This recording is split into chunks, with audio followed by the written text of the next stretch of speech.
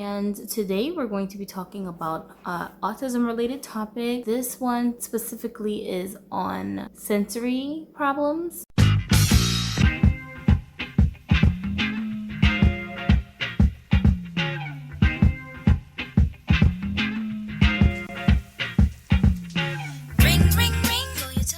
Hi guys, welcome to Anxiety App. My name is Gypsy and you can follow me on Instagram at Gypsy Vibe. Sensory processing disorder sometimes comes along with having autism or Asperger's. And for some people, it's that they're hypersensitive, but for some people, it's the other way around. So you could either be like too sensitive or not sensitive enough to certain sensations. Many different things, but basically having to do with your five senses. Things are affected in a way that is out of proportion compared to the average person. In general, I just call this whole effect, when it does affect me to the point where I can't function, I call that sensory overload. It's a result of my sensory processing problems. For example, for me, I have a really big thing with smells. I can smell like people from a mile away. I don't know, just certain smells on people really overwhelm me. And then when it's mixed with like colognes and perfumes, it makes it even worse. I'll get like a headache. I won't be able to like concentrate on anything until the smell goes away, or I can somehow identify the smell so I can figure out like what it is and then fix it. So this happens to me. Like, sometimes I'll be in my house. I remember one time I smelled vinegar for days and days and days. Like, it was so strong to me, but no one else could smell it. Come to find out, there was like a little corner in my kitchen where some vinegar had actually leaked out of a bottle and it was accumulating over there. It had been there for days and like no one else could smell it except me.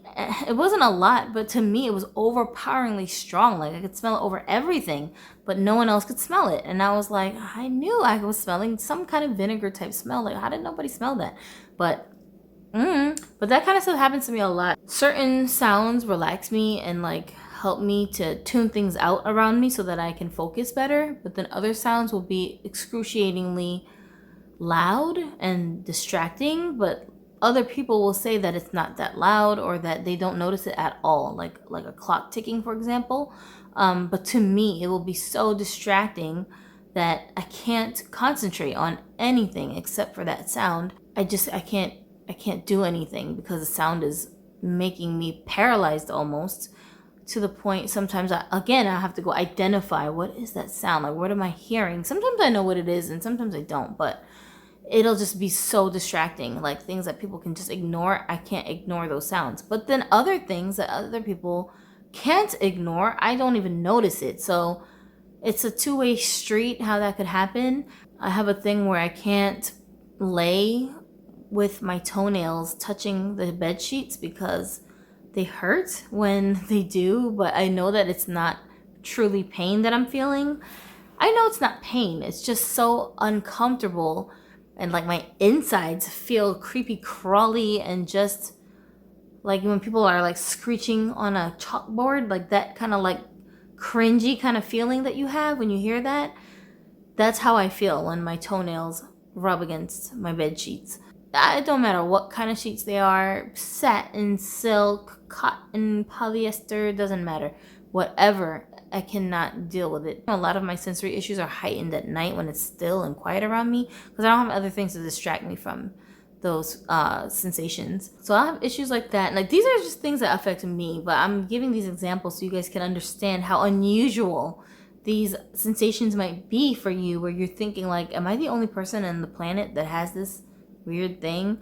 You're not. You might be the only person with that particular thing, like me with the toenails, but it's not unusual to have a weird thing like that when you have autism, because sensory information doesn't get processed by our brain the same way. I just went to a doctor's appointment where they were giving me an eye exam and they were like, you're here for a diabetes exam, right? And I'm like, no, I thought I was just getting like a new eyeglass prescription. And they're like, no, because you have diabetes and we need to make sure that you don't have damage to your eyeballs before we prescribe you new glasses. They're explaining this to me and I was like in a sweat, like I was sweating all over the chair as soon as they told me, because I wasn't expecting to be doing that. So like, everything they were doing was scaring me. Like every sensation I was feeling, like the eye drops going into my eyes, all that stuff was like, to me, was like 10 times more painful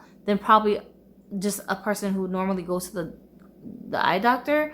I don't know, like people will make it seem like, oh, it's just a shot, it's just a this, it's just a that, like as if that's supposed to make me feel better, but it doesn't. It makes me feel crazy. Like I don't know. The physical sensation is bad, and then also mentally, it's like anxiety that goes along with it when I feel a very out of control situation. It makes me so scared, and so that's why I was like sweating so hard because I was terrified at like the pain that I was anticipating feeling. Those are just a couple of examples of things that I do that I guess are a product of my sensory overloads. But then what happens when I feel these sensations, especially if it's more than like two things at the same time, I just become completely unable to concentrate on what I'm doing. Like there's been times when I'll go and make dinner, and in the middle of cooking, something will trigger me, and I'll just get like overly hot. Like I'll just be super hot, like sweating hot and overheating. Like my whole body will feel flushed. I'll just like lose my breath. I'll get really nauseous, and then I like run into my bedroom to get in front of the fan so I can cool down. Otherwise, I won't be able to go back and finish making the food. And that happens to me frequently. My family's so used to it that when I do this now, they don't even be like, hey, what's wrong?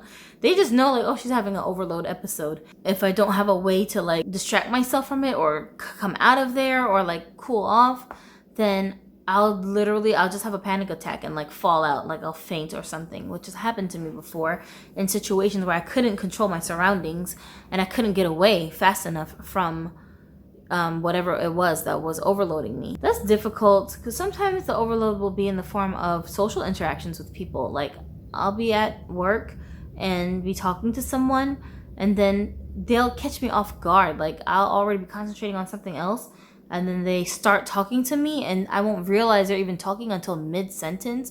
So by the time I realize they're even talking at all, then it takes me another few seconds to process they're talking to me, then another few process to figure out what they're talking about, and then by that time, it's already long beyond the time I'm supposed to respond. So I'll just be like dead silence for like 20 seconds just looking at the person going,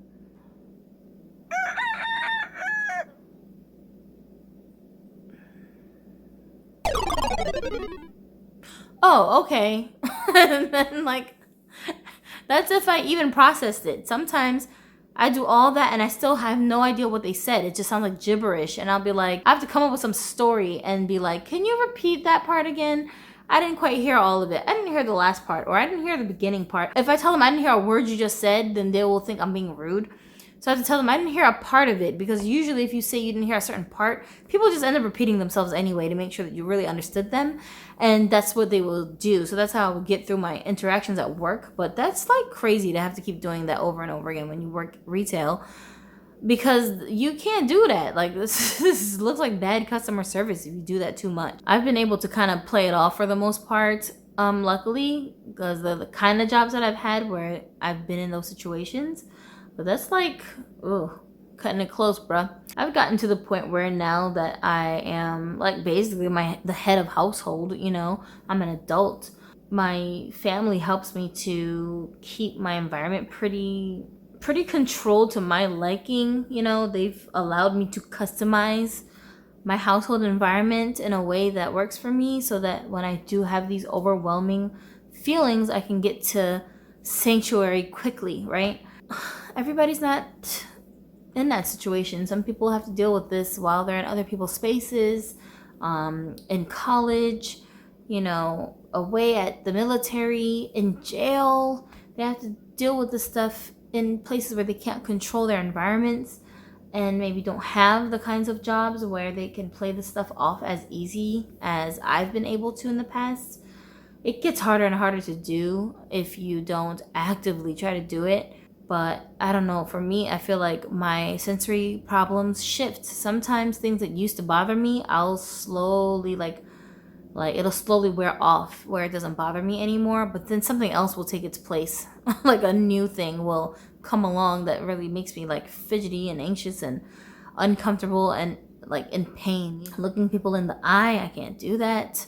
It's very difficult to do that, and I'm using YouTube as a way to break myself out of that. Hopefully I'll get to a place where I can look people in the eye easier, but it is painful to do it. My eyes just naturally dart all over the place when I'm talking to people because I'm noticing my surroundings and like the things that's going on around me. I think a lot, I visualize a lot when I'm talking, like a picture in my mind, and then I'll verbalize the thing I see in my mind. My eyes are just moving around a lot for those reasons, and then when I have to focus them on a human being's eyes, it just makes me so unnerved, and it's scary. Like, I don't know why, it's just like that. But that's actually really common for people who have autism. It's just the way our brains are wired. I don't know what it is, but for whatever reason, our brains just, are allergic to certain things. But I don't know. I hope this kind of give you an idea of the types of things people deal with that have autism, where that's why it's like kind of confusing. I was trying to explain autism to my mom actually today, because she doesn't really understand what it is. She thinks that autism is equal to like mental retardation, but I was telling her it doesn't have anything to do with your intellect. It has to do with your emotional intellect and your social intellect. But you might be a very smart person. It doesn't have nothing to do with how smart you are or how much you can memorize facts or anything like that. You could get all A's in school like I did and still have Asperger's or autism. In fact, that's very common for people that have autism and Asperger syndrome. I was just telling her, for example, when people say someone died, instead of saying, "Oh, I'm sorry to hear that," or, "I hope you feel better," or something like that. I don't even know what example to give you guys, because this is not stuff that just comes to my mind. The first thing you think sometimes when you're autistic is, how'd they die? What happened? When did they die? Like, we want to know the practical, logical things. We don't necessarily think about the emotional side of things, because that's a given. It's like, I know you're sad. I don't need to hear you say you're sad. That part is obvious. I would be sad if someone died that I loved. But it's not obvious how they died. So can you tell me how that they died? Like, that's what I want to know. But if you say that, you're an asshole. So it is what it is. But amongst people who think like that have like that kind of Aspie trait, if you ask each other, well, how did they die? We don't think amongst ourselves, what a bitch. Why didn't you say, I'm sorry for your loss first? No, if someone asks me, how did your dad die? I'll just tell you, because that's the first thing that would come to my mind too. In fact, when I tell people that my dad died, I don't just tell them that. I usually follow up with, he died from this. So that you're already aware. So it's like, by the time you get to the, oh, I'm sorry to hear that, it's like, okay, like, to me that's redundant. It's like, what do you say back afterwards? Like, thank you for being sorry? I mean, it's not your fault, he's dead. Like, I don't know. That's how you think when you have Asperger's. But to you guys hearing this that maybe doesn't have it, all you're thinking is like, what? What? Why is that what you think? But yeah, we don't get that when our minds can't wrap itself around. Why is that the logical thing to do? It doesn't make sense.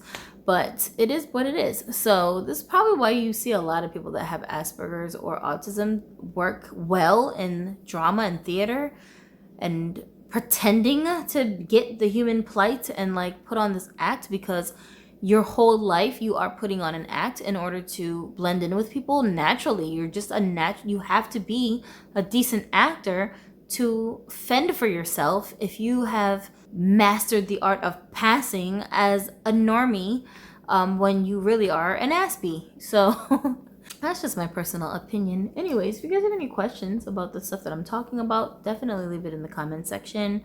And I did do a similar video to this on my other channel, which I was gonna just bring it over here, upload it over here, but I have to look for the files. And my computer is so full of stuff because we have tons of videos from our other channel, even ones that we haven't even uploaded yet. They're just filmed, sitting in the queue waiting to get edited. So there's a lot of files to go through. So rather than waste people's time with me saying, I promise I'm gonna bring the video over as soon as I find it, whenever that is, I was like, whatever, I'll just make another version of the video. So that's what this video is. Very similar to that one, but not exactly the same. But yeah, but that's the gist of it. And then when I do find the file, I will upload it here as well for you guys. But if you're wondering about it, then you can always go over to Broken Dolly TV and watch it on that side. I do have a autism kind of playlist over there, so if you want to find it quickly, you can just go right to the playlist and find it. And that's what's up. Okay.